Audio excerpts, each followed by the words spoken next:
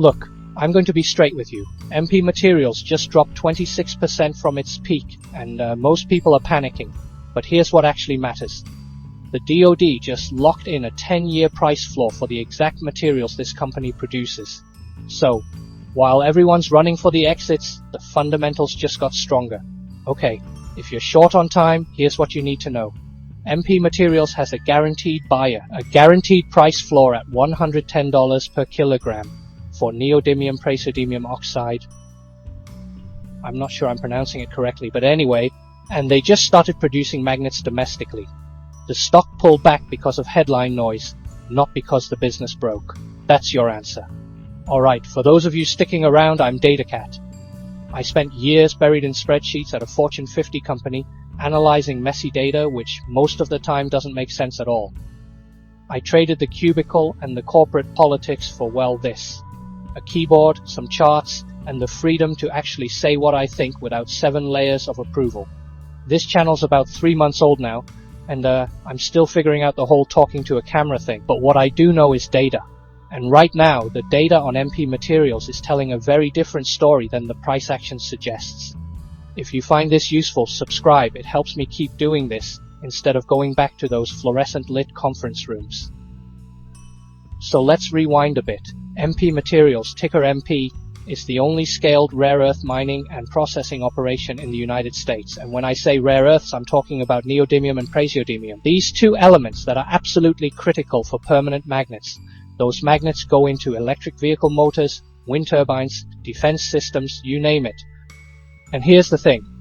For decades, the US basically outsourced this entire supply chain to China. We'd mine the ore, ship it to China, they'd refine it, make the magnets, and sell them back to us. China basically owns like 90% of the processing industry. Doing so was cheaper, sure, but it also meant we handed over control of a strategic resource. And if you've been paying attention to the news lately, you know that US-China relations are, let's just say, not exactly warm and fuzzy right now. We've covered this in previous videos, that China tightened export controls on rare earths. They added licensing requirements, banned sales for foreign military use, and basically made it clear, if you want these materials, you're going to play by our rules. The US didn't take that well. The administration threatened 100% tariffs on top of existing levies. Then they walked it back a bit. Then Trump and Xi were supposed to talk. Then they weren't. Or maybe they will? It's like one of those Korean dramas I watched. Or simply a mess. And MP's stock, it went on a wild ride. Spiked to over $100 in mid-October. Then crashed back down to around $74. 26% drop in a few weeks. But here's where it gets important. Most investors see that volatility and think, oh, it's just another mining stock tied to commodity prices. And that's where they're wrong. Let's recap. Back in July, MP signed a partnership with the US Department of Defense. This isn't some vague memorandum of understanding. The DoD became an investor. They committed to a 10-year price floor for neodymium praseodymium oxide at $110 per kilogram. They signed a long-term offtake agreement, meaning they're buying the material, and they're helping finance MP's magnet production capacity, including a massive facility they're calling the 10X plant. Let me explain why that matters. In a normal commodity business, you're at the mercy of the market. Prices go up, you make money. Prices crash, you bleed cash. It's cyclical, it's brutal, and it's why mining stocks trade at low multiples. But MP just removed a huge chunk of that downside. $110 per kilogram is well above trough cycle pricing.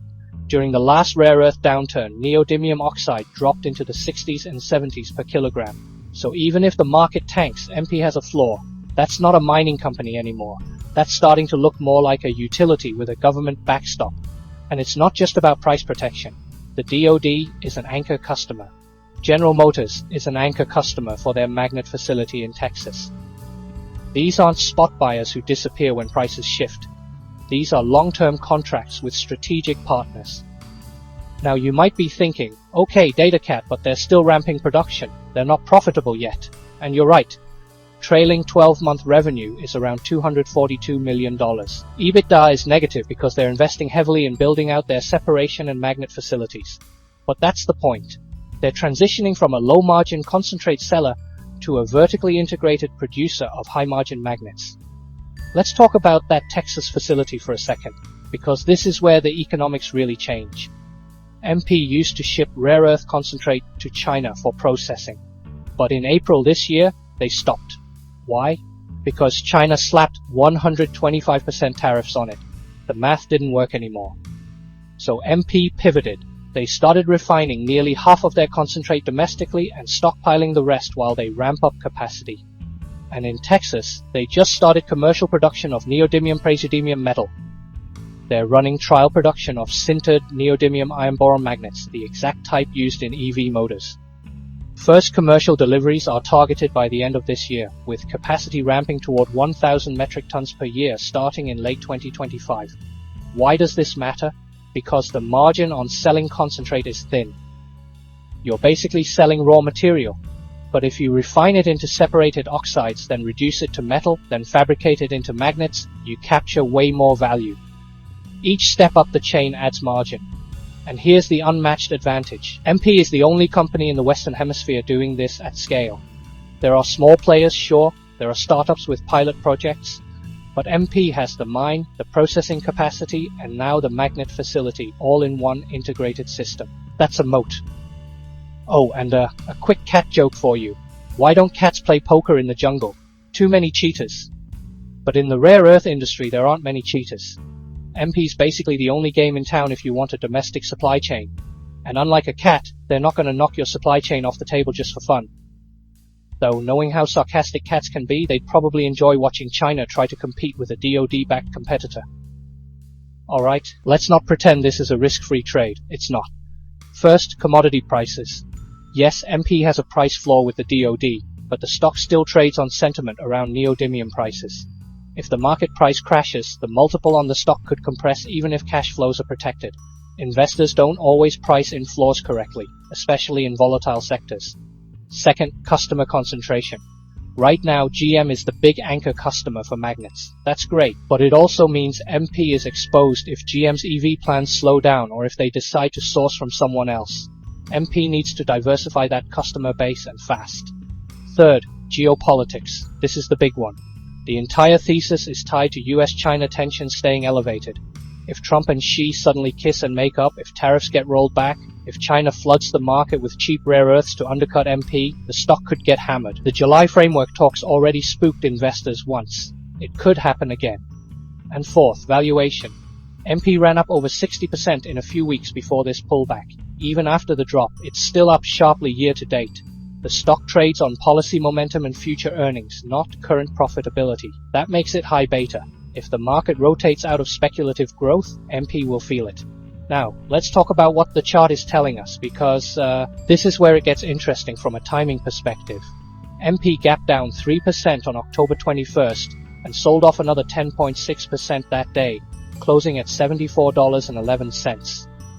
That's a sharp reversal after a parabolic move. The RSI hit 78 on October 14th, deep into the overbought territory. Now it's back down to 48, which is neutral. So the momentum has cooled off, but it's not broken. The stock is currently testing support around $73 to $75. That's near one of the Fibonacci retracement levels, which is a common spot for pullbacks to find a floor. It's also just below the 20-day EMA at $78.14, but still above the 50-day SMA at $72.20. If $73 holds, this could be a higher low in an ongoing uptrend. If it breaks below $65, we're looking at a deeper retracement, possibly back to $61, which would be a full Fibonacci retracement of the recent run. Volume on the sell-off was roughly 80% of the 20-day average, which suggests this wasn't full-blown panic. The on-balance volume is still positive, up 8.7 million over 20 days, which means accumulation is still happening on dips. The MFI is at around 72, which is elevated. That tells me institutional money is still in the stock, even after the drop. So what does that mean for you? If you're looking to enter, this pullback is giving you a better entry than the $100 spike. But it's not a back up the truck moment yet. This is a high volatility stock. Average true range is 11% of the price, which means big swings are normal. If you're bullish, consider scaling in. Maybe a small position now around $74 and add more if it dips to the $69 to $72 range. But if it breaks below 65, reassess. That would signal the correction has more room to run. So, pulling it all together. MP Materials is not a typical mining stock. I think it's a strategic asset that is worth adding to diversify a portfolio. But a big but, it's also a high beta headline driven stock. If you can't handle 20 to 30% swings, this isn't for you. If you're looking for a steady dividend payer, look elsewhere. This is a 12 to 24 month thesis that requires patience and a strong stomach. The recent pullback from $100 to $74 is noise. The fundamentals didn't change. The DoD contract didn't get cancelled. The magnet facility didn't blow up. What changed is sentiment, and sentiment is fickle, like my cat. For me, this is an accumulate on weakness story. I'm not saying go all in. I'm saying if you believe the US is serious about reshoring critical supply chains, if you believe electric vehicles and wind power are going to keep growing, and if you believe China isn't going to just hand over control of rare earths without a fight, then MP is one of the cleanest ways to play that thesis.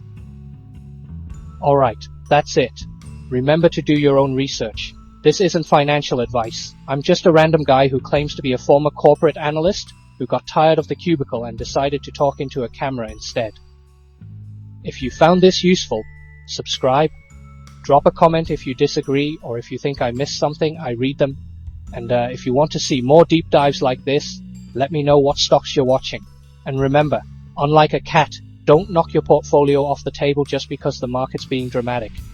Though honestly, sometimes it's tempting, speaking from first-hand experience here.